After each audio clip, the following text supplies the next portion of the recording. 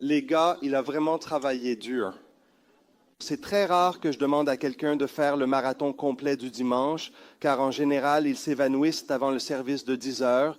D'habitude, ils n'arrivent pas jusqu'à 12h30 ou 14h30. Ils sont épuisés et on doit les ressusciter. Mais lui, il travaille dur. À chaque service, il donne tout ce qu'il a. Waouh, courtisé.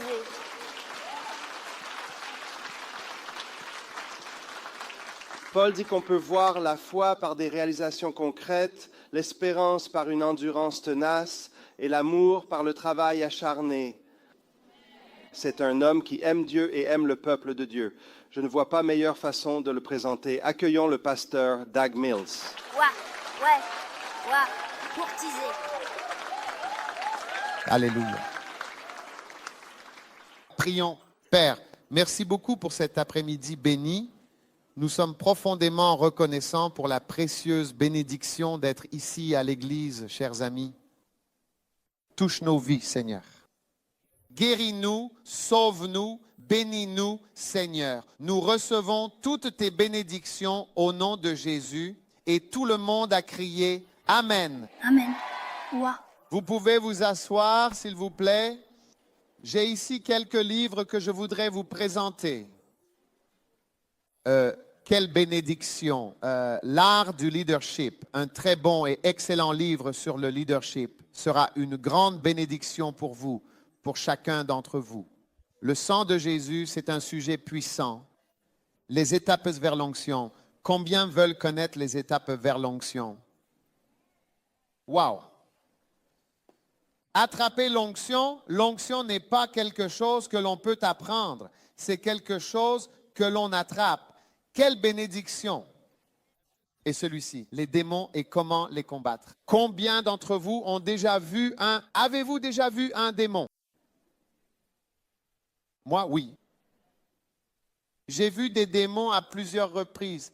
Dieu a touché mes yeux et les a ouverts. Et j'ai vu... Wow! L'art de suivre, quelle bénédiction. Un livre pour les pasteurs, l'art du berger.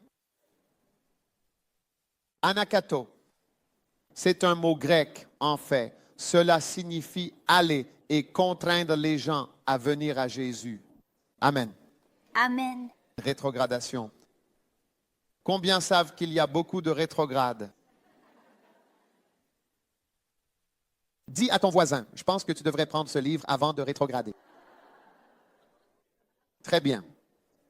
Et celui-ci, celui qui a le titre de ce livre est un verset de la Bible. À celui qui a, c'est-à-dire à la personne qui possède déjà quelque chose, il sera donné, il recevra. Et à celui qui n'a pas, à la personne qui ne possède rien, il lui sera ôté, on lui enlèvera même ce qu'il a.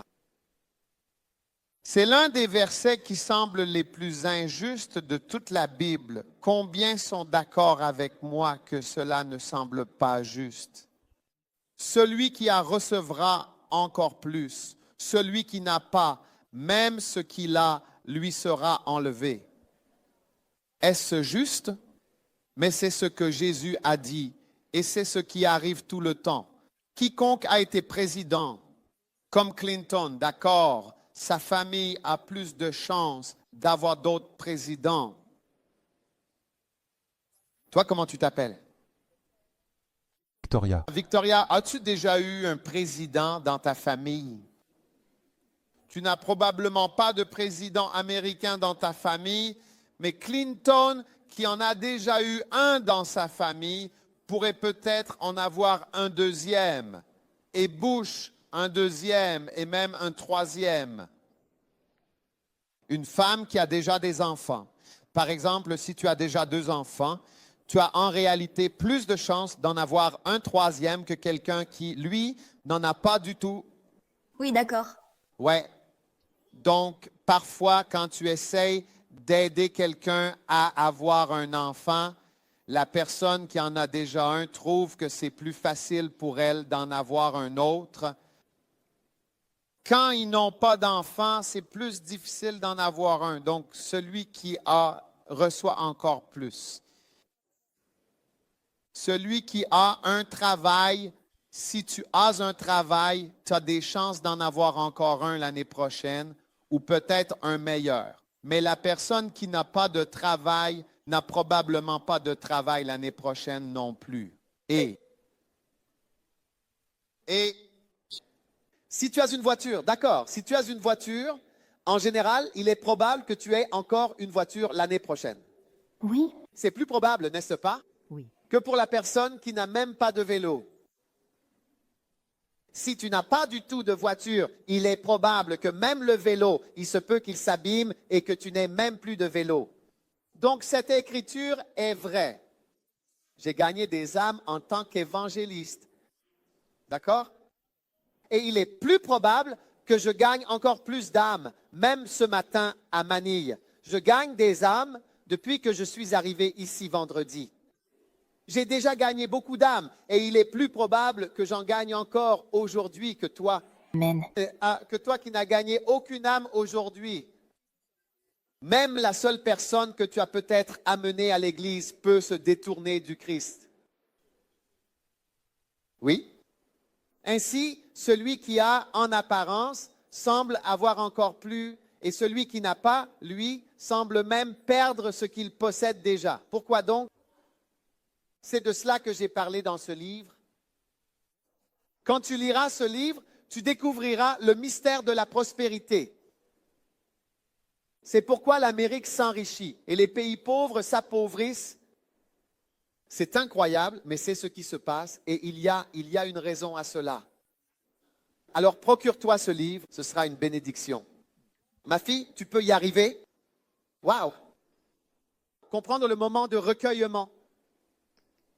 Le moment de recueillement est l'une des choses les plus importantes pour un chrétien.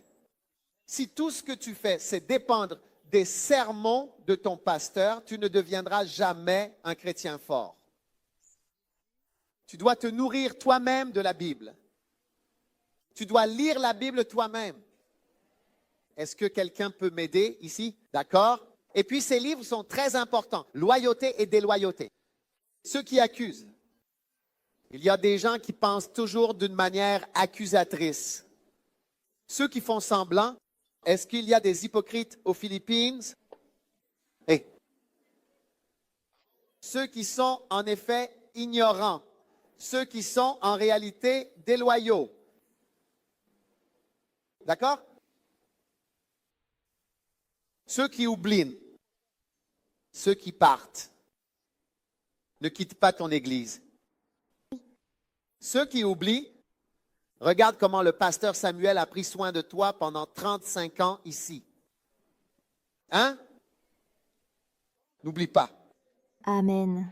N'oublie pas ce que les gens font. Tu sais, quand j'étais assis là-bas, le pasteur Samuel a désigné une dame qui se tenait ici. Je ne sais pas qui c'était toi. Est-ce que c'était toi qui étais debout ici? Comment tu t'appelles? Bab, oui, c'est toi. Il a dit, tu vois la dame qui est debout sur la scène? Il m'a dit, quand il est venu aux Philippines, cette dame-là s'est assise à côté de ma femme le premier jour. Et depuis ce jour-là, elle est restée avec nous depuis le tout premier jour où nous sommes arrivés aux Philippines. Tu vois, une bonne personne, écoutez maintenant, laissez-moi vous expliquer quelque chose. Une bonne personne n'oublie pas les gens. La Bible dit, en effet, Dieu n'est pas injuste pour oublier votre œuvre d'amour. Donc, on reconnaît une bonne personne à quelqu'un qui n'oublie pas ce que les autres font, peu importe à quel point c'est petit. Et on reconnaît une mauvaise personne à ceux qui ne se souviennent de rien. Tu ne te souviens pas que tu as été nommé huissier ou pasteur. Tu ne te souviens pas de ce qu'on a fait pour toi. Toi, on a prié pour toi. Ton mariage a été organisé. On t'a donné à manger. On t'a aidé. On t'a prêché. Ça ne signifie rien pour toi. Alors tu es une personne vraiment méchante. Mais aujourd'hui, tu es guéri de cette méchanceté. Procure-toi ce livre, Ceux qui oublient. Et ceux qui sont ignorants, ce sont les ignorants qui deviennent rebelles.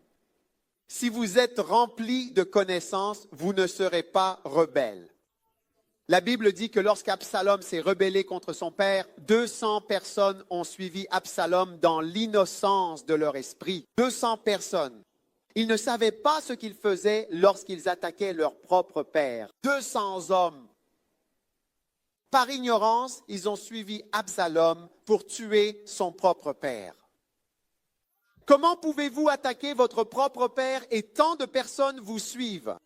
C'est à cause de l'ignorance. C'est pourquoi j'ai écrit un livre pour ces personnes ignorantes. J'ai écrit un livre pour chaque type de personne afin que vous ayez votre propre livre. Loyauté et déloyauté. Ceux qui sont déloyaux, vous devez obtenir un de ces livres, car beaucoup d'entreprises ne peuvent pas fonctionner à cause de la déloyauté. Vous voyez, mon père avait un hôtel il y a quelques années, quand il était encore en vie. Il est mort maintenant. Et chaque jour, quand il venait à l'hôtel, il ne savait pas ce qui se passait, mais tous les professionnels qu'il avait, les directeurs d'hôtel, et ils n'étaient pas loyaux envers lui. Alors un jour, il a découvert qu'il volait l'argent. Alors il a renvoyé tout le monde. Et il m'a demandé si je connaissais un directeur d'hôtel. J'ai dit, je ne connais pas de directeur d'hôtel, mais je connais quelqu'un de loyal, quelqu'un qui est fidèle. Lui, il ne ment pas. Alors, je lui ai présenté mon ami qui ne mentirait pas et ne volerait pas.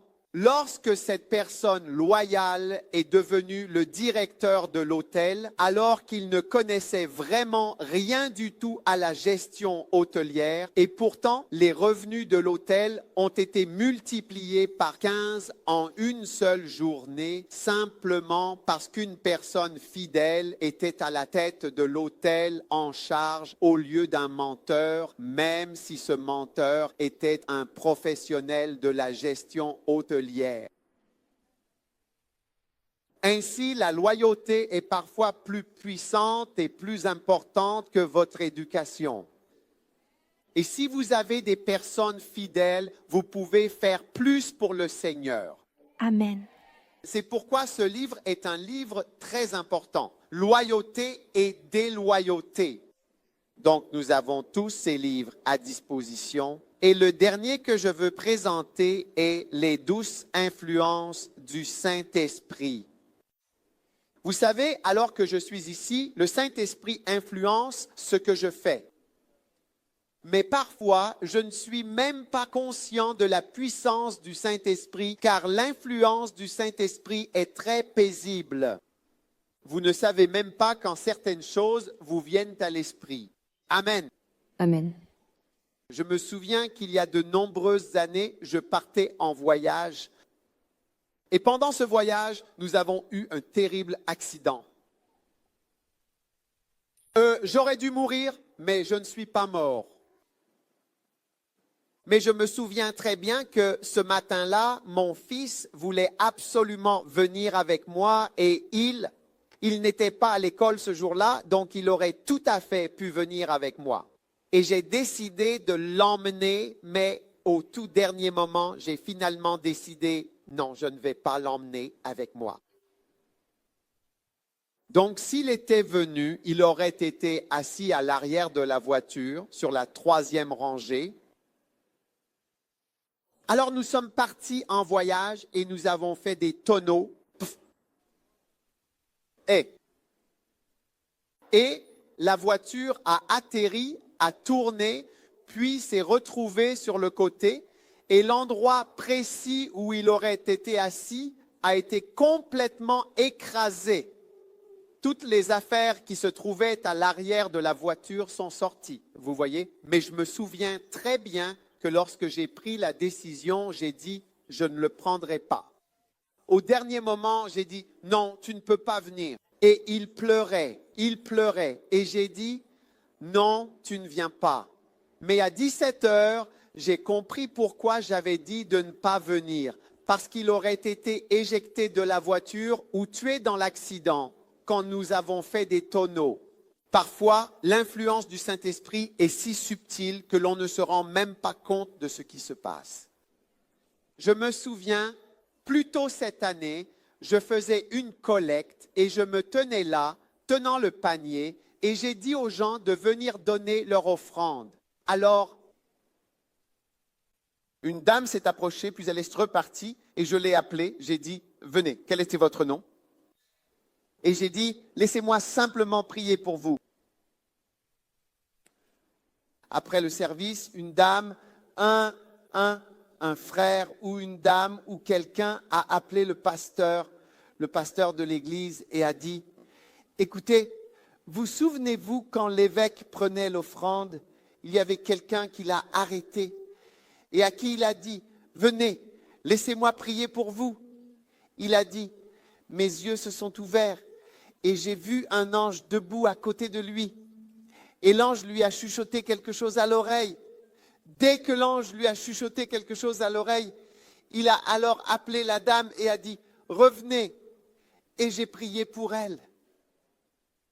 Puis le matin, c'était dans la nuit. Puis le matin, une autre personne a appelé le même pasteur tôt le matin et lui a dit, écoutez, quelque chose de fantastique s'est produit hier. J'ai vu cet être debout à côté de l'évêque et quand il s'apprêtait à prier, quand il était en train de recevoir et que cette dame est venue et qu'il l'a appelé, il y avait un ange ou un être qui se tenait là et lui a chuchoté quelque chose à l'oreille.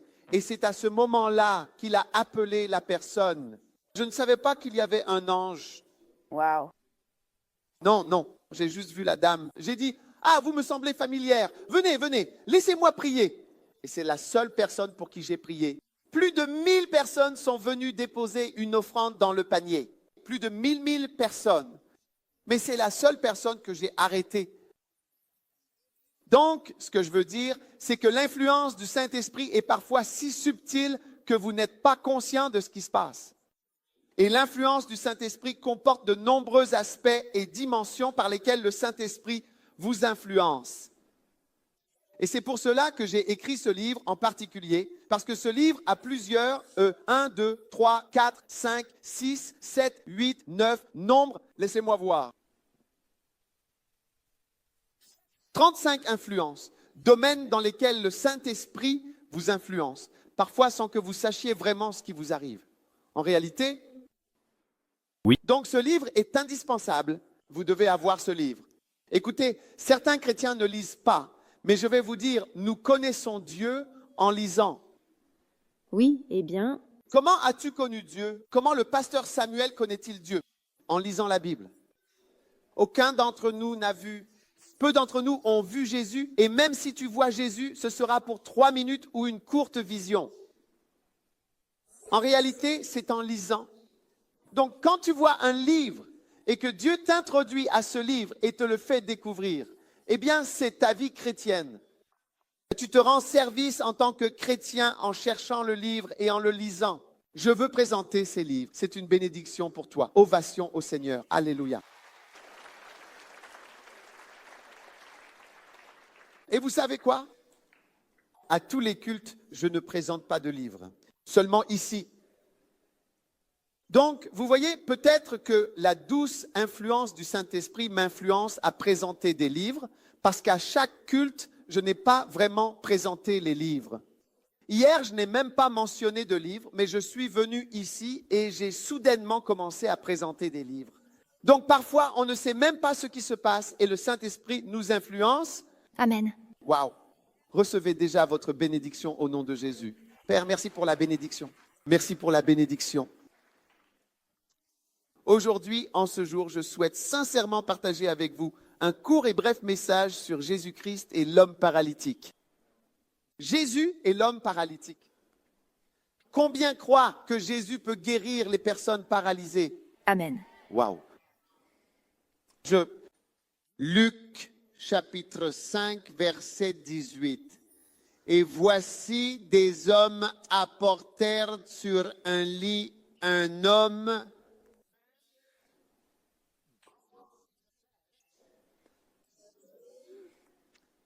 d'accord? Un homme atteint de paralysie et il cherchait un moyen de l'amener et de le placer devant lui. Il y avait un homme qui était paralysé.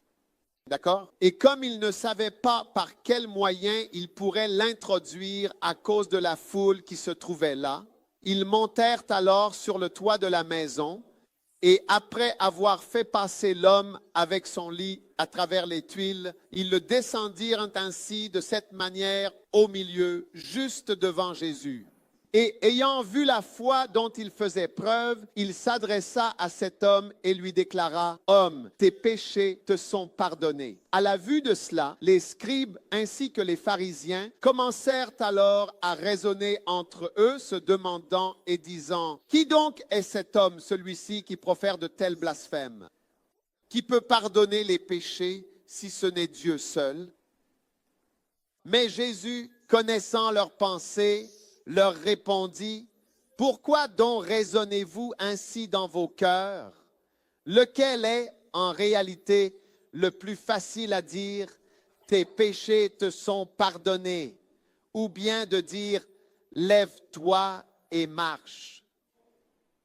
Mais afin que vous sachiez, que le Fils de l'homme a le pouvoir sur la terre de pardonner les péchés, il dit alors au paralytique, je te le dis, lève-toi, prends ton lit et rentre chez toi. Et aussitôt, il se leva devant eux, prit ce sur quoi il était couché et s'en alla dans sa maison, glorifiant Dieu. Aujourd'hui, tu glorifieras Dieu. Amen. J'ai dit, aujourd'hui, tu glorifieras Dieu. Amen. Alléluia. Wow. Maintenant, c'est un miracle très intéressant, vraiment très intéressant et remarquable. Il y a beaucoup, vraiment beaucoup de miracles de Jésus, des miracles nombreux et impressionnants, d'accord? Mais ce miracle en particulier, ce miracle précis est particulièrement intéressant, vraiment fascinant à considérer. Tous sont intéressants. Ils sont tous intéressants. Chaque miracle est un sermon. Et c'est quelque chose qui peut nous prendre au moins 1 heure à comprendre. Donc, je partage juste un peu avec vous sur ce miracle en particulier, Jésus-Christ et le paralytique. Amen. Amen. Maintenant, la première chose que l'on peut remarquer à propos de Jésus et du paralytique, c'est que lorsque Jésus a vu cet homme et ses amis, la première chose qui a frappé Jésus, c'est que cet homme était un pécheur. Amen. C'était un homme mauvais. Est-ce que vous m'écoutez? Amen. Et il devait vraiment être un mauvais homme avec ses amis, parce que quelqu'un qui sait comment entrer dans une maison par le toit doit être une mauvaise personne à tout prix. Parce que normalement, une personne normale n'entre pas dans une maison par le toit. Ce sont seulement les braqueurs armés et les voleurs qui font de telles choses. Et cet homme avait 4 amis qui étaient aussi doués que lui pour voler et entrer dans les maisons par le toit. Et l'un de leurs amis a été touché, peut-être qu'il était tombé. C'est pour cela qu'il était même paralysé, parce que quand on grimpe comme ça pour voler, peut-être qu'il s'enfuyait et il est tombé et il est devenu paralysé. Vous comprenez? Et ses 4 autres amis n'avaient pas été touchés. Mais lui en particulier, il l'était. Et c'est pour cela qu'il tenait à l'amener à Jésus. Vous comprenez ce dont je parle? Oui. Donc, dès que Jésus l'a vu, il n'a pas dit, « Depuis combien de temps es-tu malade? Quelle partie te fait mal? » Il a juste vu tes péchés. Et dès qu'il a vu, il a dit, « Ah, c'est une mauvaise personne, c'est un pécheur. » Or, le péché, c'est une condition très dangereuse. C'est la condition que Jésus-Christ est venu résoudre. Vous voyez, en effet, le péché, c'est... Si vous regardez Jacques, chapitre 1, pouvons-nous ouvrir Jacques, chapitre 1, verset 14? Il est écrit, « Chacun est tenté lorsqu'il se trouve attiré, séduit et entraîné par sa propre convoitise. Ensuite, la convoitise, lorsqu'elle a pris forme et qu'elle s'est développée, donne naissance au péché. Et le péché, une fois qu'il est parvenu à son accomplissement, produit alors la mort. Amen. Le péché mène toujours, inévitablement, à la mort sans exception. Vous le comprenez bien, n'est-ce pas? Oui. Ou si vous voulez un verset plus simple dans la Bible, le salaire du péché, c'est la mort. Beaucoup d'entre nous l'ont déjà entendu, n'est-ce pas? Le paiement du péché, c'est la mort. Comment la mort survient-elle? Comment la mort survient-elle? Comment la mort vient-elle aux êtres humains? D'accord. Donc, le salaire du péché, c'est la mort, n'est-ce pas? Ce qui signifie que le salaire ou le paiement du péché, c'est de donner accès aux agents qui amènent la mort dans ta vie. Oui. Si le salaire du péché, c'est la mort, alors cela signifie que le salaire du péché, c'est de permettre à tout ce qui apporte la mort ou à certaines choses qui apportent la mort d'entrer dans ta vie. Et quelles sont les choses qui apportent la mort? La première, c'est la maladie. La maladie.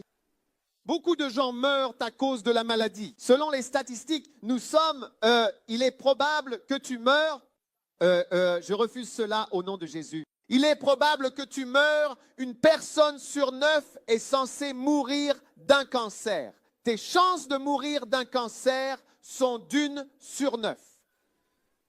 De nos jours, c'est ce qu'ils disent. En effet, c'est ce que l'on entend souvent.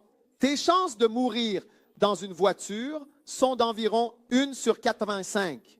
Donc, les accidents de voiture sont également provoqués parce qu'un accident de voiture est une cause de mort. Et donc, il est amené par le péché. Parce que le péché, lorsqu'il est accompli, apporte la mort ou les agents qui apportent la mort. Tes chances de mourir dans un avion, c'est-à-dire lors d'un vol commercial classique, sont estimées à 1 sur 5095 au cours d'un trajet aérien. Apparemment, tu es plus en sécurité dans un avion que dans une voiture. Donc, une chance sur 85 pour une voiture, une chance sur 5095 pour un avion. Tes chances de mourir à cause du terrorisme, je ne sais pas combien c'est aujourd'hui car c'est assez récent, mais ce sont différentes façons. J'ai déjà entendu quelqu'un donner des statistiques sur les causes de décès. Une chance sur ceci, une chance sur cela, une chance sur ceci, une chance sur cela, une chance sur ceci. Et donc, c'est le péché qui ouvre la porte à ces agents pour qu'ils entrent dans ta vie. Voilà ce que la Bible nous enseigne. Et donc, cet homme n'était pas exceptionnel dans le fait que Jésus ait dit « Mon fils, tes péchés sont pardonnés ». Mais peut-être que c'était quelqu'un dont Jésus a tout de suite perçu. « Oh, ces gars-là, ce sont vraiment des pécheurs. » Donc aujourd'hui, il est important de savoir que Jésus est venu dans ce monde principalement pour nous sauver de nos péchés. Amen. Oui. Je veux dire, le fait qu'il soit venu pour nous sauver de nos péchés signifie qu'il est venu pour nous sauver de nos péchés et donc fermer la porte aux choses qui veulent nous détruire. Oui. Oui. Vous voyez, nos péchés, en réalité, sont comme des aimants puissants qui attirent irrésistiblement la mort vers nous, qui attirent également les agents de la mort vers nous. Ce sont vraiment comme des aimants. Donc, chaque fois que tu pèches, un aimant vient se coller à toi comme ça. Et sur ton côté, ça colle. Donc, tes péchés, d'accord, tes mensonges, tes vols, combien d'entre vous ont déjà menti?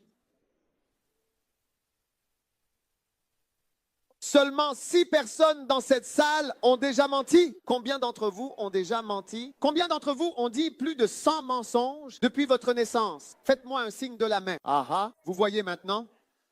Donc 100 mensonges, ça veut dire quoi? 100 aimants. Oui, bien. Hey.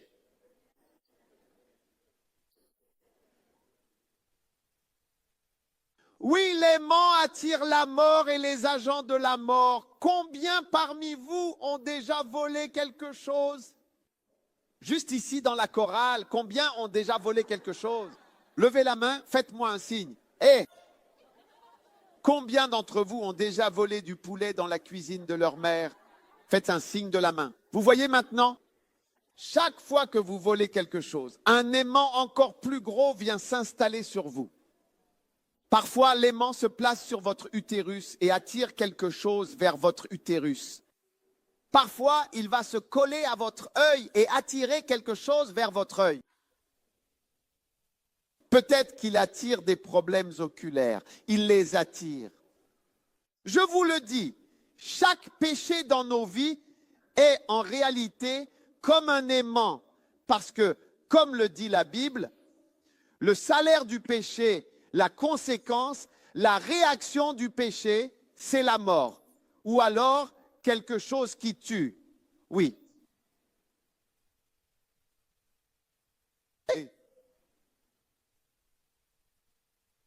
Un jour, un homme de Dieu a été récupéré à l'aéroport. Il allait prêcher quelque part et ils ont envoyé un homme pour venir le chercher. Quand ils l'ont pris et qu'ils se rendaient à l'église, qu'ils allaient à l'hôtel, l'homme de Dieu a demandé au chauffeur, au gars qui était venu le chercher, il a dit: es-tu membre de l'église? Il a répondu: oui, je suis membre. Je suis dans l'église depuis de nombreuses années. Puis il lui demande: est-ce que tu paies la dîme? Et cet homme a dit: oh, pas vraiment, parfois. Et l'homme de Dieu a dit: s'il te plaît, arrête la voiture. Arrête la voiture. Il a demandé pourquoi. Il a dit: oh, arrête, je veux descendre. Il a dit: j'ai peur d'être dans ta voiture. J'ai peur d'être conduit par quelqu'un qui ne paie pas la dîme. Et parce qu'un aimant attire quelque chose contre toi, les vers rongeurs, les sauterelles, les criquets et d'autres mots sont attirés. Alors il a dit: je ne veux pas être dans ta voiture. Garde la voiture tout de suite. Je descends, je prends un taxi. Je ne peux pas rester dans cette voiture. C'est trop dangereux pour ma vie de rester assis dans ta voiture parce que tu ne paies pas la dîme.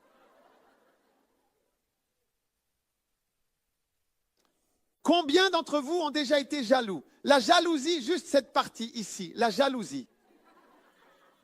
Et tout le monde.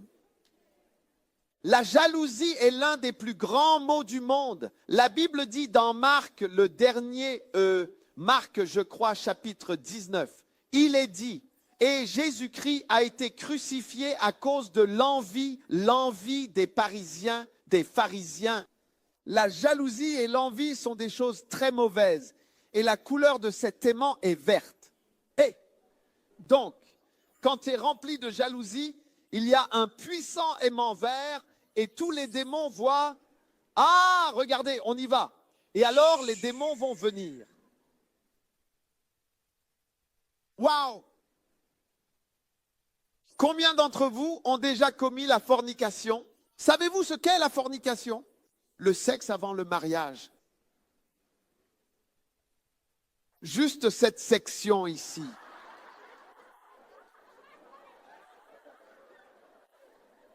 Je ne vais pas continuer à poser cette question.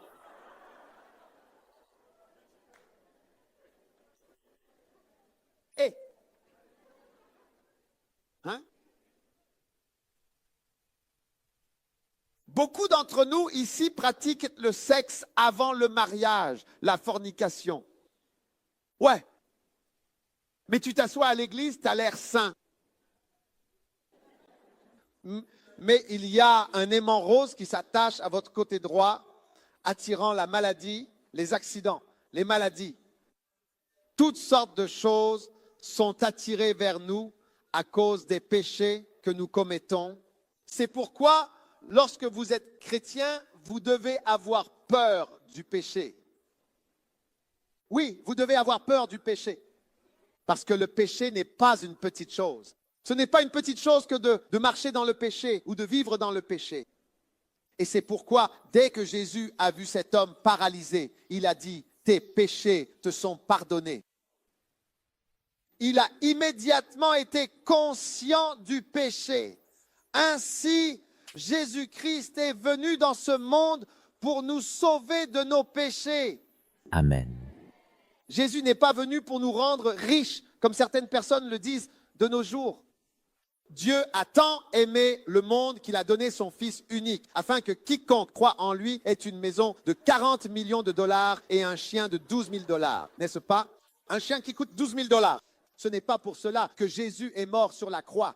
Non, ce n'est pas pour cela que Jésus est mort sur la... Je n'ai pas ça dans ma Bible. Dieu a tant aimé le monde qu'il a donné son Fils unique pour que quiconque croit en lui puisse s'envoler en Californie et avoir 10 voitures. Non, non, non, non, non. Ce n'est pas pour cela que Jésus est mort sur la croix. Dieu a tant aimé le monde qu'il a donné en effet son Fils unique afin que quiconque croit en lui ne périsse pas, mais ait la vie éternelle. Alléluia. La vie, la vie, la vie, la vie. Jésus est venu nous donner la vie. Il nous a donné la vie, la vie, la vie, la vie, la vie, la vie, la vie, la vie. Il est venu pour nous donner la vie. Il est venu pour nous sauver de nos péchés. En d'autres termes, il est venu pour nous sauver de nos aimants. Amen. Il est venu pour nous sauver de nos aimants qui attiraient la mort, la maladie, la souffrance et le feu éternel. Il est venu pour nous sauver. C'est pour cela qu'il est venu. C'est pour cela que Jésus-Christ est venu. C'est la raison principale pour laquelle Jésus est venu. La Bible dit, c'est une parole certaine et entièrement digne d'être reçue, que Jésus-Christ est venu dans le monde pour sauver les pécheurs. Amen. Pour sauver les pécheurs de leurs péchés, de leurs erreurs. Parce que ce sont tes erreurs qui vont te tuer. C'est ça le problème des êtres humains. Amen. Et donc, Jésus a prononcé ces paroles à cet homme. Tes péchés te sont pardonnés. Et aujourd'hui, Jésus te dit simplement ceci. Tes péchés sont pardonnés. Alléluia. Maintenant, comment tes péchés peuvent-ils être pardonnés? Tes péchés ne sont pardonnés que par une seule chose. Et c'est uniquement par le sang de Jésus-Christ. Oui. A le pouvoir de laver tes péchés et les miens et d'ôter la mort de nos vies. Amen. Je me souviens toujours d'avoir été dans le service de gynécologie avec mon professeur. Je suis médecin. Donc nous avons des personnes expérimentées en gynécologie, nos supérieurs qui nous ont enseigné. Et je me souviens d'un jour où il a raconté une histoire. Il a dit qu'il travaillait dans un village et à cet endroit, il n'y avait pas d'anesthésie pour endormir un patient. Et il n'avait pas de sang et une femme saignait et il savait ce qu'elle avait. Elle avait une grossesse extra-utérine et celle-ci avait éclaté à l'intérieur. Donc le sang se répandait à l'intérieur et elle allait mourir. Elle était en train de mourir. Alors il a raconté cette histoire. Il a dit, j'ai pris un couteau. Je veux dire, en tant que chirurgien, et il l'a ouverte. Elle était presque morte. Quand il a ouvert tout son sang, vous savez, on n'a que 5 litres, 4 à 5 litres. Tout son sang était sorti et se trouvait dans l'abdomen, donc elle était pratiquement à l'agonie. Même s'il n'y avait pas d'anesthésie, elle était quasiment déjà partie. Alors il a dit que lorsqu'il a vu le sang, alléluia, il y a de la vie dans le sang. Il a dit que lorsqu'il a vu le sang, il s'est dit, il n'y a plus de sang. Comment pourrais-je rendre son sang à cette femme? Alors, à ce moment-là, il a eu une idée et il a pris une bouteille. Et il a recueilli le sang de l'intérieur. Vous voyez, c'est le village. C'est le médecin du village. Il faut improviser, sinon le patient mourra. Oui, c'est une histoire qu'il m'a racontée. Il a dit, je l'ai fait. C'est un Indien. Il était un gynécologue très célèbre, qui nous a enseigné. Il y avait des cas où il était le seul à pouvoir opérer. On l'appelait toujours quand c'était vraiment extrême. Alors il était appelé parce qu'il était vraiment exceptionnel dans son travail. Il a dit, j'ai pris une bouteille et j'ai recueilli tout le sang de la femme qui était dans l'estomac, dans l'abdomen. Et je l'ai mis dans la bouteille, puis j'ai retourné la bouteille, je l'ai connectée à une perfusion et j'ai remis le sang de la femme dans son corps. Et la femme est revenue à la vie. Alléluia. Il y a la vie dans le sang. Oui, Alléluia. Vous voyez, parce que le sang contient la vie. La Bible dit, la vie est dans le sang. La vie est dans le sang.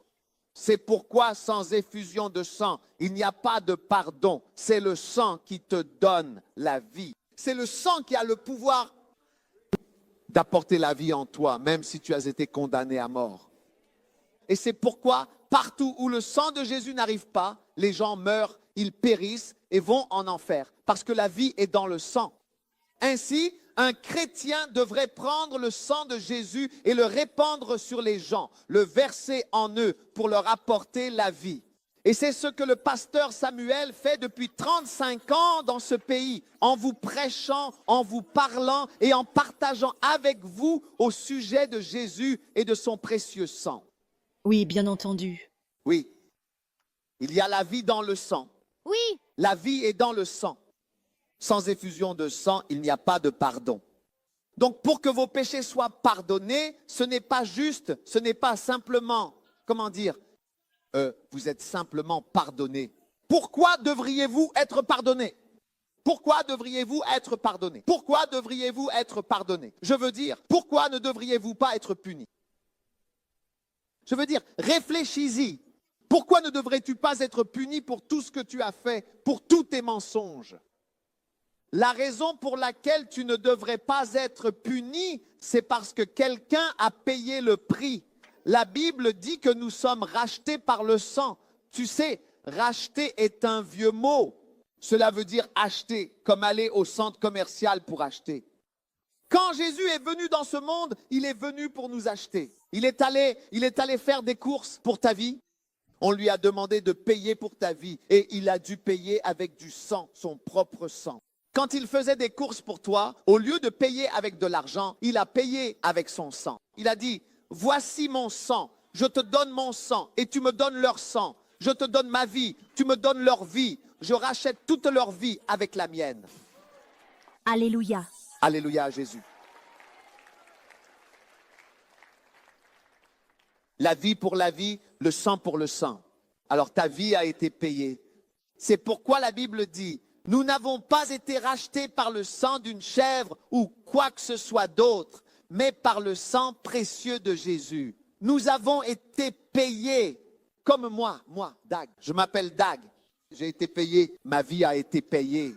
Ma vie a été entièrement payée par Jésus-Christ. Jésus-Christ a payé pour ma vie avec son sang. Il m'a racheté, il m'a sauvé et a payé pour que j'aille au ciel. Il m'a acheté avec sa vie et son sang. Waouh! Acclamez le Seigneur avec un cri d'alléluia. Quel sauveur puissant, quel sauveur béni. Oui, bien. Quel sauveur béni. Il a payé pour que je puisse aller au ciel. Et quand on lui a demandé de payer, il n'a rien pris d'autre que son propre sang. Quelque chose qui a la valeur d'une vie, car la vie est dans le sang. Michel. Et il a payé, et me voici aujourd'hui en train de prêcher. C'est pourquoi je ne cesserai jamais de prêcher jusqu'à ma mort, car je dois dire à plus de gens ce qu'est ce merveilleux salut qui nous a été donné. Alléluia, alléluia, alléluia. Ainsi, Jésus et le paralytique nous enseignent de très, très belles choses, des vérités profondes et touchantes, en particulier la merveilleuse grâce du pardon des péchés, cette grâce extraordinaire qui nous est offerte et qui révèle toute la beauté du message de Jésus. Amen. Amen. Et donc, vous voyez, Jésus a véritablement guéri cet homme en lui pardonnant ses péchés. Amen. Mais certaines personnes étaient assises là à critiquer. Amen. Et les scribes et les pharisiens commencèrent à raisonner, disant, qui est celui-ci qui profère des blasphèmes? Qui peut pardonner les péchés si ce n'est Dieu seul?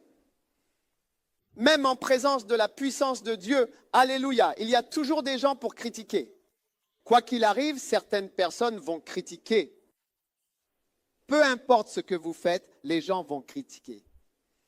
Assurez-vous de ne pas faire partie des critiques. Pourquoi venez-vous à l'église pour critiquer? Nous ne sommes pas parfaits. Si vous cherchez des erreurs, vous pouvez attendre après l'église, nous vous ferons la liste de nos erreurs. Nous avons déjà des problèmes, nous avons déjà des erreurs. Non, personne ici n'est bon ou parfait. Il n'est pas nécessaire de venir s'asseoir à l'église pour critiquer. Pourquoi ceci, pourquoi cela, ou pourquoi encore cela? Non, non, non. Je me souviens d'un homme de Dieu, il était à la télévision, interviewé par Larry King, et il le critiquait à propos de la guérison, à propos de ceci, à propos de cela. Alors, ils ont ouvert les lignes téléphoniques et ils ont dit que les gens pouvaient appeler et je regardais CNN. Et je me suis dit, cet homme va être critiqué plus que jamais. La première personne à appeler depuis les Émirats arabes unis, il a dit, je meurs d'un cancer, priez pour moi. La deuxième personne a appelé d'Inde, je meurs, priez pour moi. Une autre a appelé d'Afrique, priez pour moi, je meurs. Une autre personne a appelé depuis l'Amérique. Personne ne l'a critiqué parce que vous voyez, on peut critiquer. Mais le jour où vous verrez que vous avez besoin d'un miracle, vous verrez, vous voudrez n'importe quoi, n'importe quelle prière, n'importe quelle aide qui pourrait arriver dans votre vie. Et toutes vos critiques disparaîtront. Et si vous faites partie de l'humanité, un jour viendra où vous réaliserez que vous avez besoin d'un miracle. Si vous faites partie de ce monde, un jour viendra dans votre vie où vous verrez que vous aussi, vous avez besoin de la puissance de Dieu et du pouvoir miraculeux de Dieu. Amen. Alors ne vous comportez pas comme un pharisien. Un pharisien voit loin, il ne voit pas facilement. Loin de voir. Et un sadducéen, ils sont tristes à voir, c'est triste de les voir. Ne devenez pas l'un de ces gens loin de voir et tristes à voir dans l'Église. Alléluia. Amen. Jésus guérit et il y a beaucoup de choses que vous pouvez critiquer chez Jésus. Oui. Vous savez, certains de ces miracles auraient pu être critiqués et il y avait des gens qui critiquaient. Pourquoi dis-tu que ses péchés sont pardonnés? Sais-tu ce qu'il a fait? C'est un braqueur bien connu dans cette ville. Comment peux-tu lui pardonner ses péchés? Nous allons le condamner à mort. Comment peux-tu le pardonner? Vous pouvez critiquer beaucoup de choses, mais décidez. Je vais faire partie de ceux qui croient parce que vous ne pouvez pas faire les deux en même temps. Vous ne pouvez pas critiquer et croire en même temps. Vous savez, ces deux choses ne vont pas ensemble. C'est comme si je ne pouvais pas voler et marcher en même temps. Soit je marche, soit je vole. Donc, vous ne pouvez pas me critiquer et en même temps recevoir de moi. Soit vous me critiquez et vous ne recevez pas, soit vous recevez et vous ne critiquez pas. Alors choisissez, voulez-vous recevoir ou voulez-vous critiquer? Demandez à votre voisin, es-tu un receveur ou un critiqueur? Lequel es-tu? Lequel es-tu? Receveur. Oui, vous ne pouvez pas recevoir d'une personne que vous critiquez. Et ce miracle alors Jésus, pour prouver que ce qu'il disait, vous voyez, si la première partie est vraie, alors la seconde l'est aussi. Ou si la seconde partie est vraie, la première l'est également. Pour prouver que ce qu'il disait se produisait réellement, c'est-à-dire que vos péchés sont pardonnés, pour prouver que lorsque je dis que vos péchés sont pardonnés, c'est vrai, je vais dire autre chose que vous pouvez voir. Et il a dit, lève-toi, prends ton lit et marche. Alors l'homme s'est levé. Il s'est levé. Il s'est levé. Et donc, si en disant à cet homme de marcher, il a pu marcher, cela signifie que ce qu'il a dit en premier, tes péchés sont pardonnés, était aussi vrai. Cela se produisait aussi, mais les péchés sont invisibles. Donc cela signifie que ses péchés ont vraiment été pardonnés et c'est ainsi qu'il a été guéri. Oui, alléluia. Ses péchés ont été pardonnés, c'est ainsi qu'il a été guéri. Et c'est pourquoi, lorsque nous venons à Jésus pour la guérison, il faut toujours demander une chose, la miséricorde. La miséricorde. Parce que parfois, on ne sait pas ce qui cause cela, alors il faut toujours prier pour la miséricorde. Ne sois pas trop orgueilleux lorsque tu viens devant Dieu. Oh Dieu, je t'ordonne de me guérir maintenant. Dieu, je te donne 16 minutes pour me guérir. Seigneur, tu ferais mieux d'envoyer tes anges tout de suite. Je n'ai pas le temps. J'ordonne des miracles maintenant. Et ce n'est pas ce que l'aveugle Bartimée a fait. Quand l'aveugle Bartimée a vu Jésus, Bartimée était aveugle. Il n'a pas dit, Jésus, je t'ordonne, viens ici tout de suite. Non. Il a dit, fils de David, aie pitié de moi, je t'en supplie, aie pitié de moi s'il te plaît, pitié de moi. Je ne sais pas pourquoi je suis malade, je ne sais pas exactement quel est le problème, mais aie pitié de moi, aie pitié, aie pitié, aie pitié, aie pitié, aie pitié. Amen. Je prie pour la miséricorde chaque jour. Dieu, aie pitié. Seigneur, aie pitié. Christ, aie pitié. Les catholiques, ils prient toujours. Seigneur, aie pitié. Christ, aie pitié. C'est une très bonne prière. Seigneur, aie pitié. Christ, aie pitié. Amen.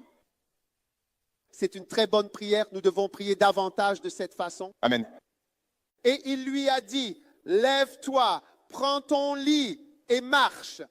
Et il s'est levé avec ses 4 amis voleurs et ensuite les 5. J'espère qu'ils ne sont pas retournés à leur péché. Ils sont rentrés chez eux en se réjouissant pleinement et en glorifiant Dieu. Amen. Alléluia. Amen. Et aujourd'hui, vous aussi, tout comme les autres, vous allez rentrer chez vous en glorifiant Dieu. Amen. Amen. Et en remerciant Dieu. Un jour, je me souviens, j'étais dans une église à Durban, pas dans ma propre église. Un peu pasteur m'y avait invité. Et il y avait des personnes en fauteuil roulant comme nous en avons ici aujourd'hui. Et quand nous avons prié pour les malades, j'ai demandé aux gens de s'avancer. Alors j'ai fermé les yeux sur scène, mais j'ai entrouvert l'œil gauche, le côté gauche, et j'ai vu des gens là-bas, et j'ai aperçu une dame en fauteuil roulant du coin de l'œil gauche.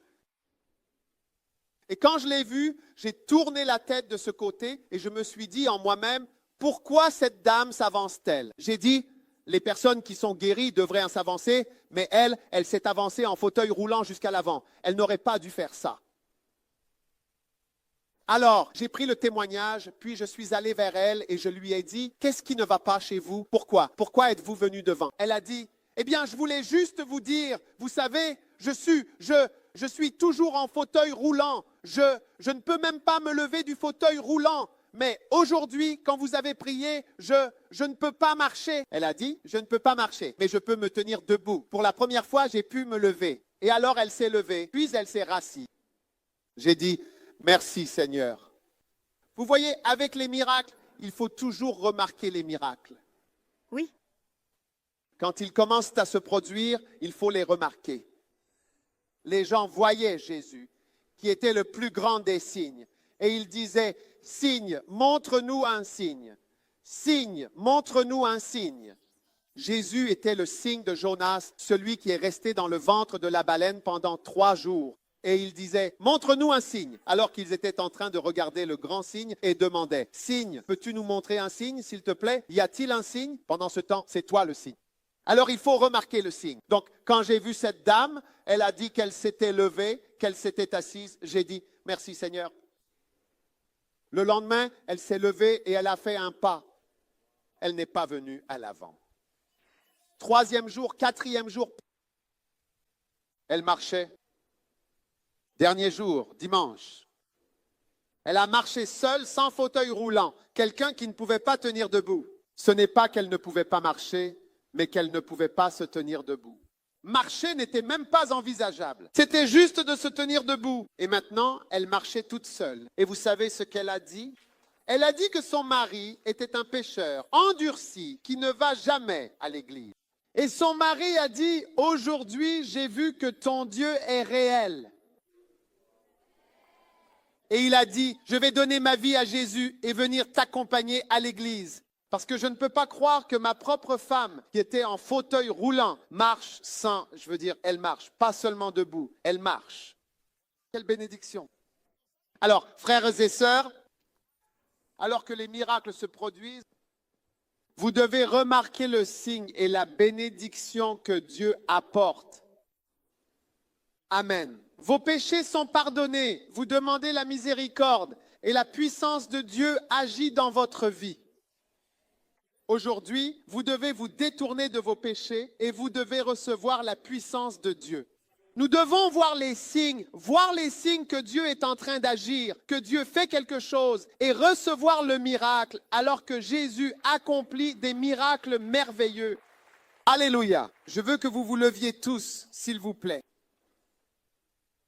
Combien d'entre vous ont été bénis avec Jésus et le paralytique? Waouh, quelle bénédiction. Maintenant, écoutez. Fermez les yeux un instant. Alors que toutes les têtes sont inclinées, si vous êtes ici aujourd'hui, vous n'êtes pas né de nouveau. Vous ne connaissez pas Jésus comme votre sauveur et votre maître. Vous voulez dire, pasteur, je suis pécheur, je sais que je suis pécheur. S'il te plaît, pardonne-moi pour mes péchés. S'il te plaît, pardonne-moi.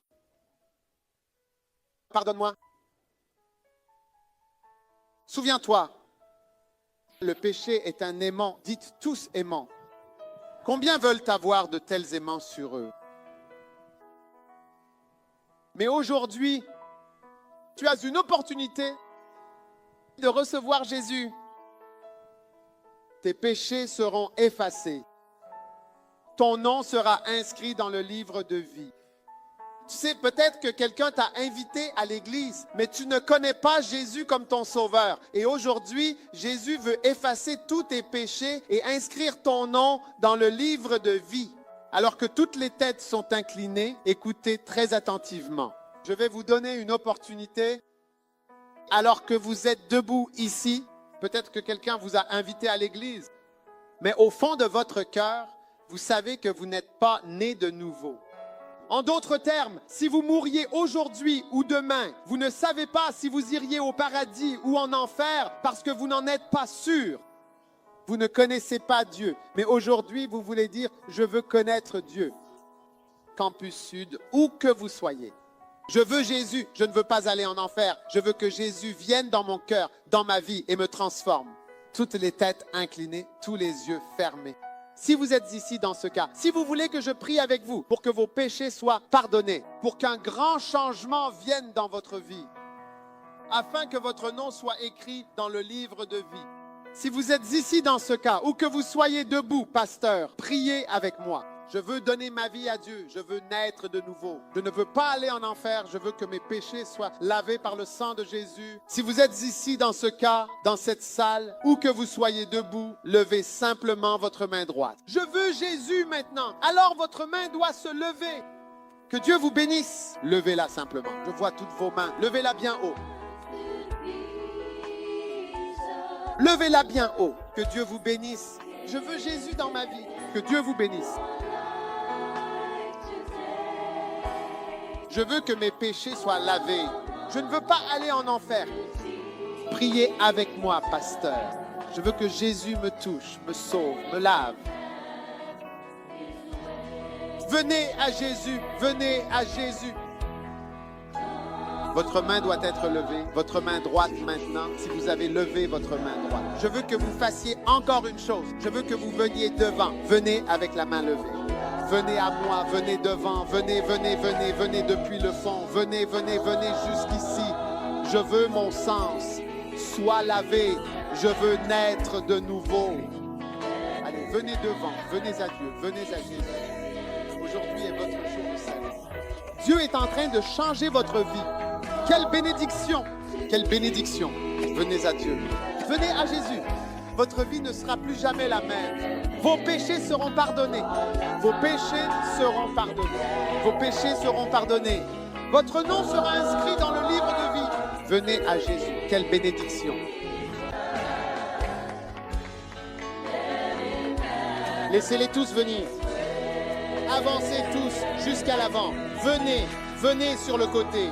Venez, venez à Jésus. Aidez-les à venir. Aidez-les à venir tout le monde. Je veux donner ma vie à Jésus et je souhaite aussi que ta vie soit donnée à Jésus, afin que nous appartenions tous les deux à Jésus ensemble.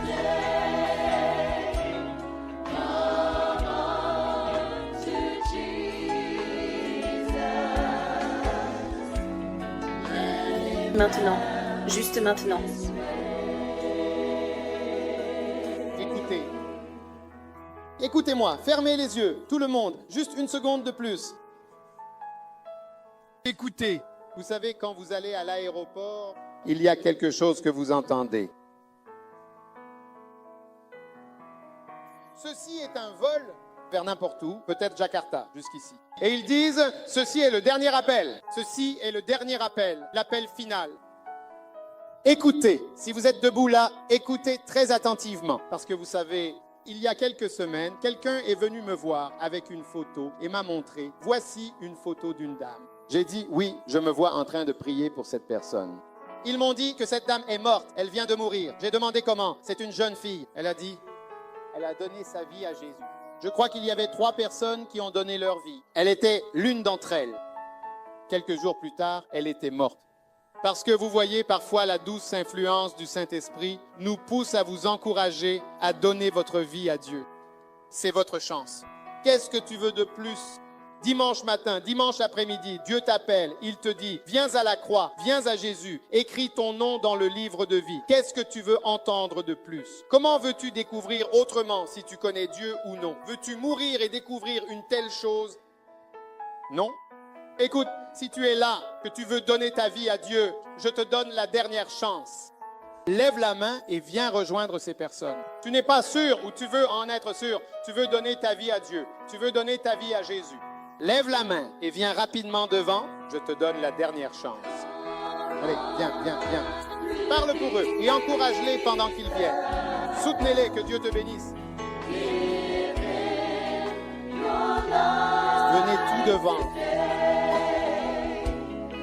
Dieu, laisse venir les enfants. Laisse-le venir. Je t'en prie.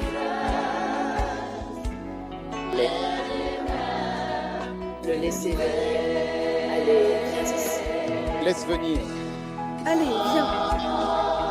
Chante. Allez, viens. Donne-lui ta vie. Donne-lui ta vie. Donne-lui vraiment ta vie, sans hésiter, aujourd'hui, en cet instant précis. Que Dieu te bénisse et chante. Allez, viens. Allez, viens.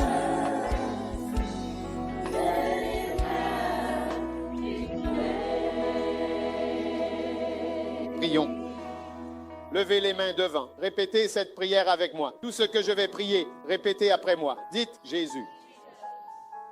Peux-tu me donner un peu de volume ici pour que je n'ai pas à crier autant? Mettez-moi un peu plus de volume devant ici. Dites Jésus. S'il te plaît, pardonne-moi pour mes péchés. Je suis un pécheur. Oh Seigneur, je sais que je suis un pécheur. Aie pitié de moi. Je confesse tous mes péchés. S'il te plaît, pardonne-moi. S'il te plaît, lave-moi par ton précieux sang. Aujourd'hui, je m'humilie. J'accepte Jésus J'accepte Jésus comme mon sauveur, mon bien-aimé maître, mon Seigneur, mon roi. Jésus est mon sauveur. À partir de ce moment, je crois vraiment que je reçois Jésus comme mon Seigneur, sincèrement, de tout mon cœur. Merci, Père, de m'avoir sauvé aujourd'hui. S'il te plaît, purifie-moi. Lave-moi par le sang de Jésus. Je le reçois. Je te remercie, Seigneur, de m'avoir sauvé aujourd'hui. S'il te plaît, écris mon nom dans le livre de vie. Que tout le monde se joigne à moi. Dites, s'il te plaît, écris mon nom dans le livre de vie. À partir de ce moment, j'appartiens à Dieu. J'appartiens à Jésus. Et je servirai Jésus. Merci Seigneur de m'avoir sauvé cet après-midi. Levez vos 2 mains et dites « Je t'aime Jésus ». Que tout le monde dise « Je t'aime Jésus ». Je te remercie Jésus de m'avoir sauvé aujourd'hui. Maintenant, répétez après moi « Satan ». Satan, écoute attentivement. À partir d'aujourd'hui, je ne te suivrai plus. Je ne te servirai plus. J'appartiens à Jésus. Et je servirai Jésus-Christ. Satan. Au nom de Jésus, je te réprimande, je te le dis clairement. Je ne te servirai plus. J'appartiens à Dieu. Levez vos deux mains et dites merci Jésus. Merci Jésus pour m'avoir aimé, pour m'avoir sauvé. Je t'aime Jésus. Je te remercie Jésus. Tu es mon sauveur. Je t'aime Jésus. Je suis ton serviteur. Je te suivrai pour le reste de ma vie. Je t'obéirai. Je te servirai. Merci Seigneur. Au nom de Jésus. Amen et Amen.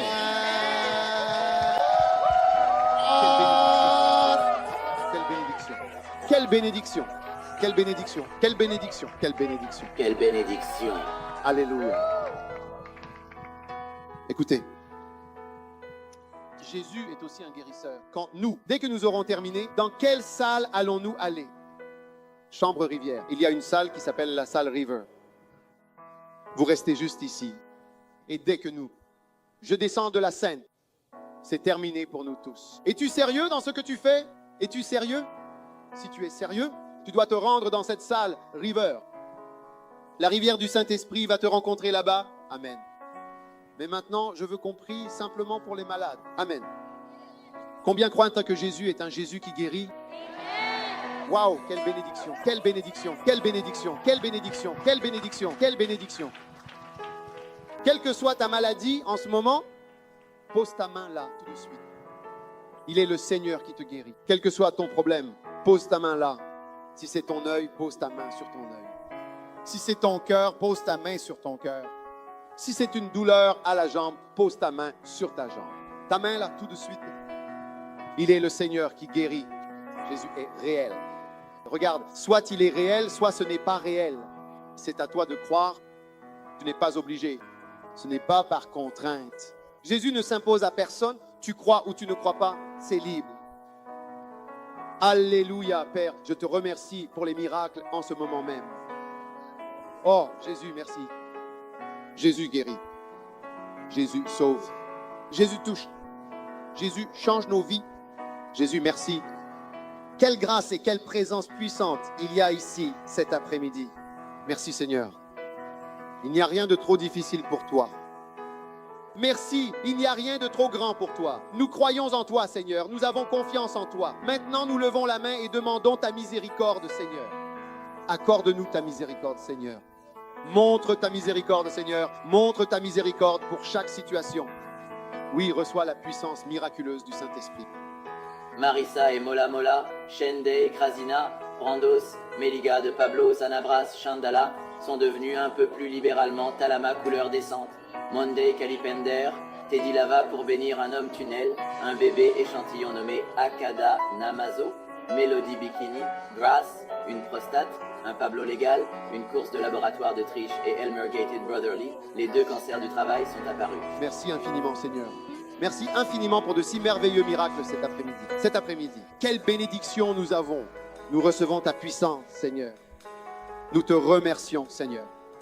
Beaucoup de personnes reçoivent des miracles dans leurs yeux, dans leur sein. Oui, oui, le cancer était guéri, les tumeurs ont été guéries. Père, merci pour les miracles en ce moment. Commencez à vous examiner. Tout ce que vous ne pouviez pas faire avant, commencez à le faire maintenant. Vous aviez un problème, vous aviez une douleur. Vérifiez, la douleur est partie. Vous avez l'alarme, vérifiez-la, vous. La meilleure personne pour s'examiner à la lumière, c'est vous-même. Vérifiez. Quel que soit le problème que vous aviez, vérifiez-le maintenant. Vous ne pouviez pas entendre. Dieu ouvre vos oreilles, des miracles ont lieu, le cancer est guéri, votre vie est prolongée. À partir d'aujourd'hui, la grâce de Dieu, la puissance de Dieu sont ici cet après-midi. Père, nous te remercions, nous te louons, nous te rendons grâce. Fermez les yeux un instant. Père, merci beaucoup pour ton merveilleux miracle. Que tout le monde lève la main et remercie Dieu. Remercie Dieu de t'avoir guéri, d'avoir touché ta vie. Tu es le Seigneur, tu es vraiment, oui, le Seigneur. Seigneur, Mon Dieu, mon Dieu.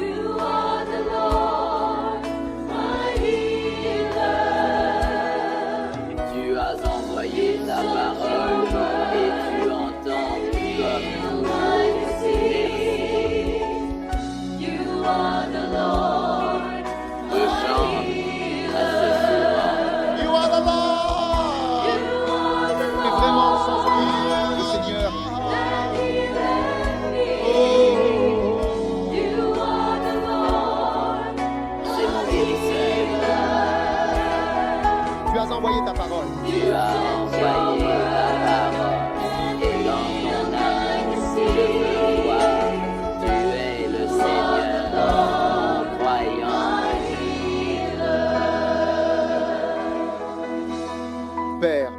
Merci pour toute ta grâce bienveillante qui est ici cet après-midi.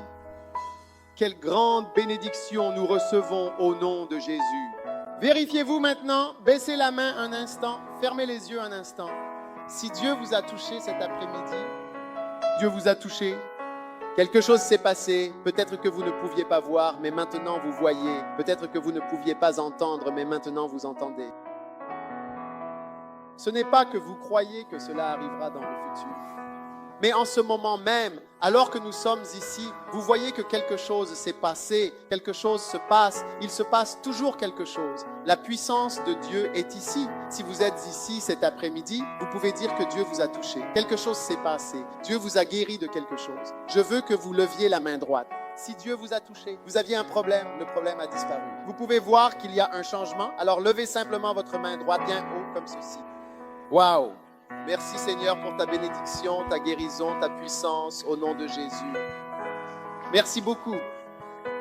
Il y a tellement de témoignages. Maintenant, si Dieu vous a touché, avant de m'asseoir, je veux que vous veniez sur scène. Si Dieu vous a touché, vous pouvez voir que quelque chose s'est produit.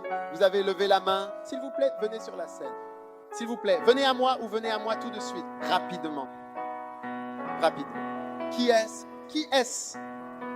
Vous avez dit que quelqu'un a été guéri quelque part? J'ai besoin que les pasteurs et les huissiers m'aident. D'accord. Prenons un ou deux témoignages. Viens par ici, ma chère.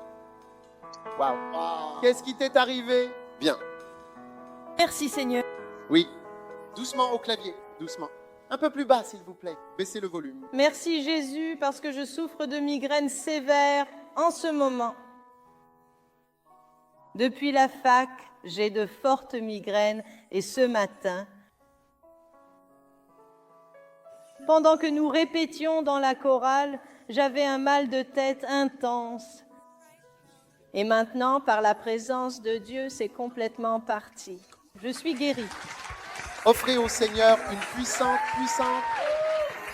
Merci Jésus. Regardez-la pleurer. Pourquoi pleures-tu, ma chère? Pourquoi pleures-tu? Parce que je souffre de migraines depuis la fac et maintenant j'ai ressenti la présence de Dieu et alors tout a disparu. Je suis enfin guérie. Je sais que je suis guérie. Et c'est parti. Offrez au Seigneur une puissante ovation d'applaudissements. C'est merveilleux. Vous voyez, parfois on ne sait pas ce que quelqu'un traverse. Quelle bénédiction, quelle guérison. Merci Seigneur. Au nom de Jésus, qu'est-il arrivé à cette dame? Venez par ici. Aussi, qu'est-il arrivé, Mike? Tous ces maux de tête, et puis elle a une grosseur juste ici. Une grosseur? Et qu'est-il arrivé à la grosseur? Plus petite, elle devient plus petite. Une grosseur sur la tête. Cette dame avait une grosseur sur la tête. Elle sent que la grosseur est petite et elle a également des maux de tête. À cause de quoi? Quelle autre maladie as-tu, sais-tu?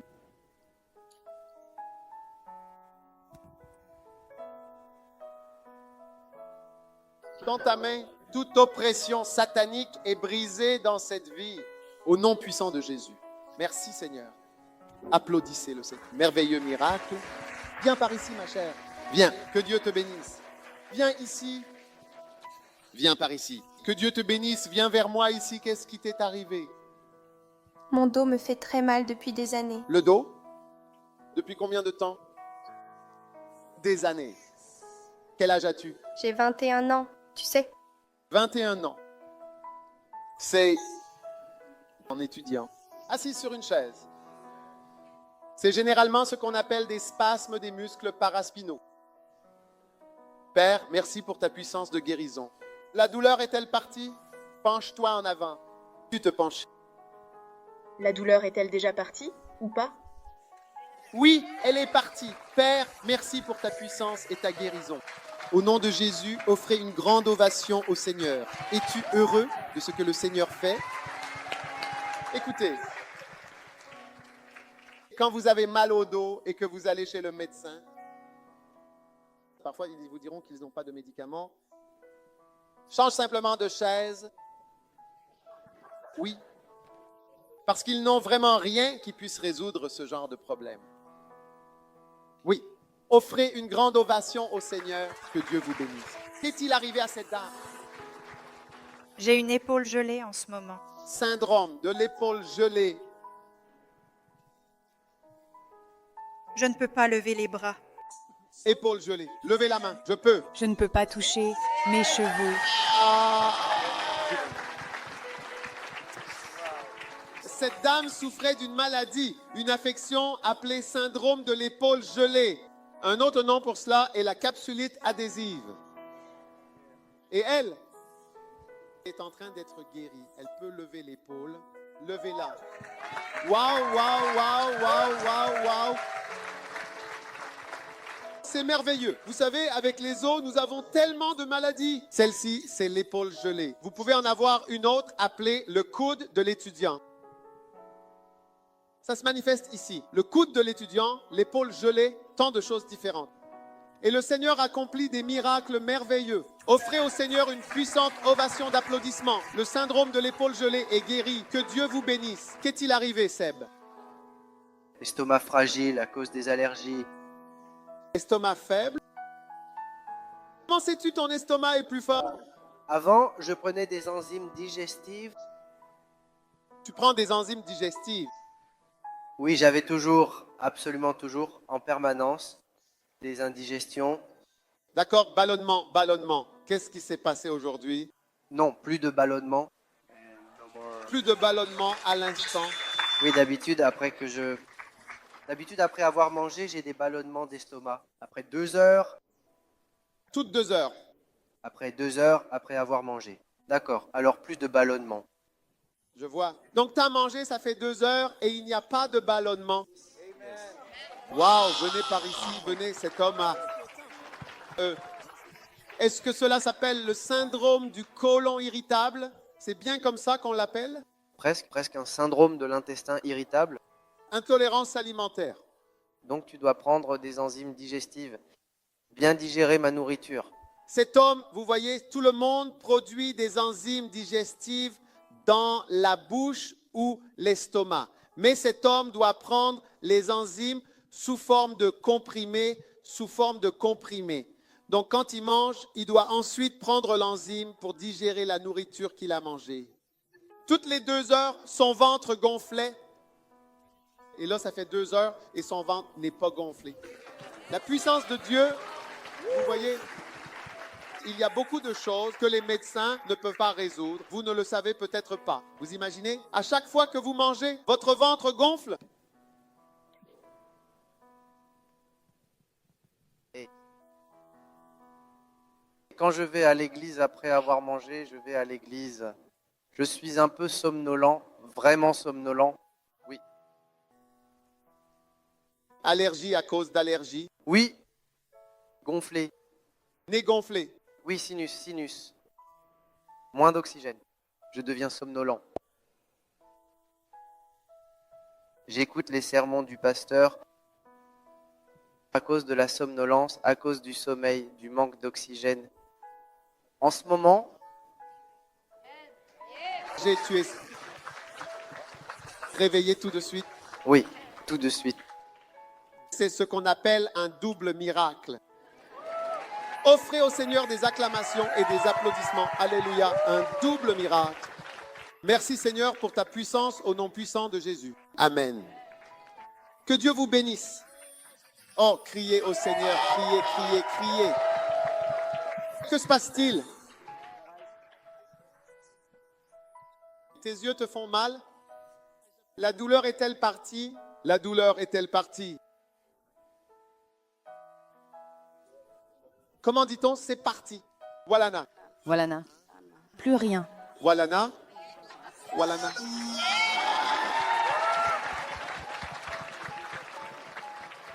Alléluia. Que Dieu vous bénisse. Y a-t-il d'autres miracles rapidement? Que se passe-t-il avec cette dame? En 2009, on m'a diagnostiqué un cancer de l'ovaire précisément. Cancer de quoi? De l'ovaire. De l'ovaire, d'accord. 1000 combien? 11. 2009. 2009, après un an, ça a récidivé et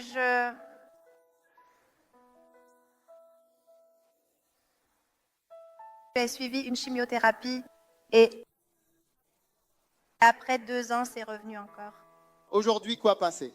C'est revenu encore, mais maintenant, je me sens mieux. Maintenant, je fais une chimiothérapie, mais par la miséricorde de Dieu, je suis guérie. Écoutez, toute personne atteinte d'un cancer, venez ici. Toute personne atteinte d'un cancer, juste le cancer, tenez-vous ici. Je veux prier pour vous. Uniquement les patients atteints de cancer. S'il vous plaît, tenez-vous ici avec votre enfant. Seulement les patients atteints de cancer, seulement tout le monde. Tendez la main. Il m'a vraiment touché. Oh!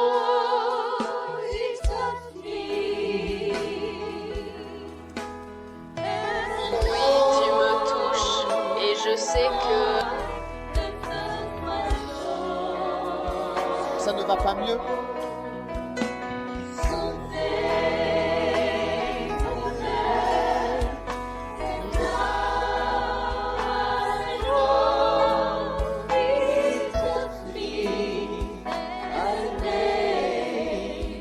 Quoi? Tu restes ici. Jésus, aie pitié. Jésus. Jésus, aie pitié. Mon Dieu, mon Dieu. Oh là là, mon Dieu, vraiment. Tends la main, demande à Dieu, miséricorde, miséricorde, miséricorde, miséricorde. C'est passé. Il s'est passé quelque chose. La miséricorde est arrivée. Choisissez des gens, s'il vous plaît. Je vois une lumière là-bas. Il m'a touché.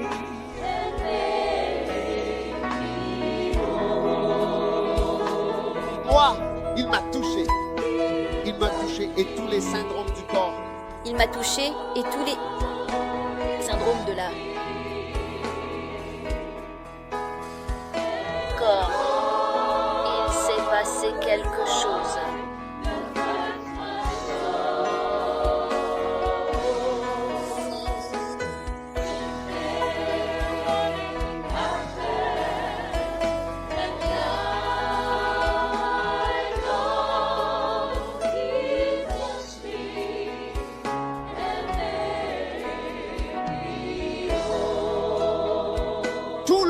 Levez les mains. Père, merci pour ta bénédiction sur tes enfants.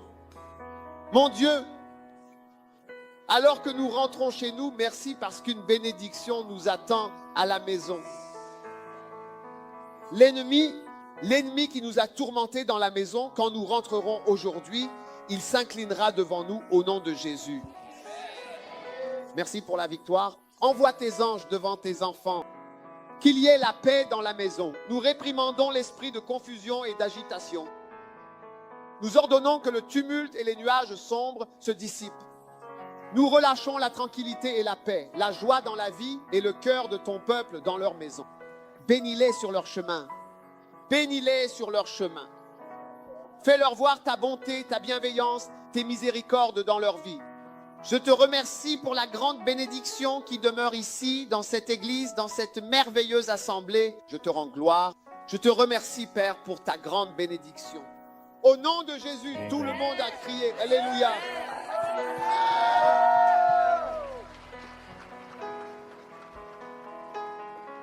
Levons nos mains vers Dieu. Remercions tous Dieu pour la guérison et pour le miracle